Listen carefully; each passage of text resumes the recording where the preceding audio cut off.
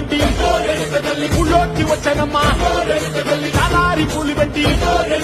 కాకర్లు తెచ్చనమ్మా తంగేడు పూలు పెట్టి కంకాణ దూకేనమ్మా ముక్కు ముక్కెర పెట్టి లోకాల నెలనమ్మా